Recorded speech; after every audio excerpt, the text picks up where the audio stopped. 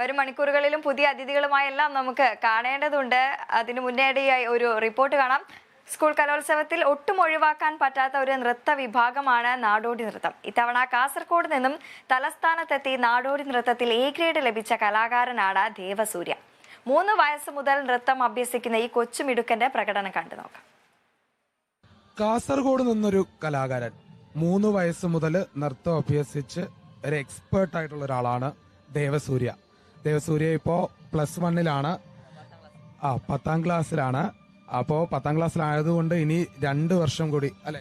അതെ അതെ അതെ. അപ്പൊ വീണ്ടും വരാം. സ്റ്റേറ്റിൽ ആദ്യമായിട്ടല്ല? അല്ല അല്ല, കഴിഞ്ഞ വർഷം ഉണ്ടായിരുന്നു. അപ്പോ ഏതാ ഐറ്റം? ഇപ്രാവശ്യം നാടോടി നൃത്തം. നാടോടി നൃത്തത്തിൽ എ ഗ്രേഡ് കിട്ടിയിട്ട് വന്ന് നിൽക്കുന്ന ഒരാളാണ്.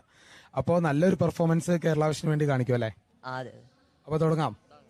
ഓക്കെ, അപ്പൊ ദേവസൂര്യയുടെ ഒരു ചെറിയ പെർഫോമൻസ് കണ്ടിട്ട് പോവാം.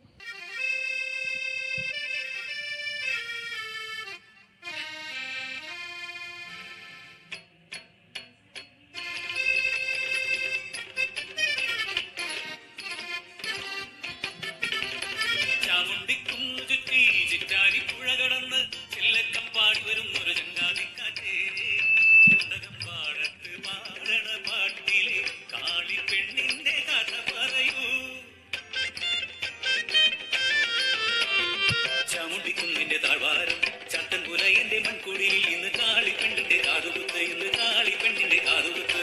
തൊട്ടിൻകരയിലെ പാടവരമ്പത്തും കാവിന്റെ ഓരത്തും 1000 നാവുകളേറ്റു ചൊല്ലി കാളിപ്പെണ്ണിന്റെ രൂപഭംഗി.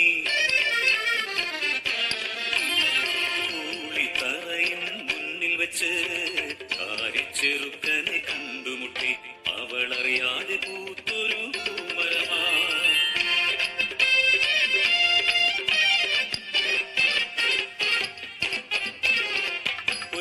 പുലരിയിൽ മിന്നു കെട്ടി കാളിപ്പെണ്ണിനെ സ്വന്തമാക്കി. കാളിക്കും മലമുത്തി നൽകി ആരും ബോധിക്കുന്നൊരുണ്ണിക്കിടാത്തനെ, ആരും ബോധിക്കുന്നൊരുണ്ണിക്കിടാത്തനെ.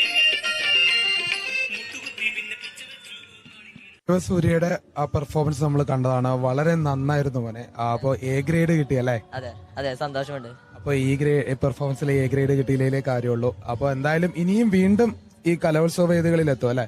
അതെ അതെ. അപ്പൊ സന്തോഷമായല്ലേ? കേരള വിഷന്റെ എല്ലാ ഭാഗവതകളും നേടുന്നു, ഒപ്പം ഉണ്ടാകും. സന്തോഷം. Thank you.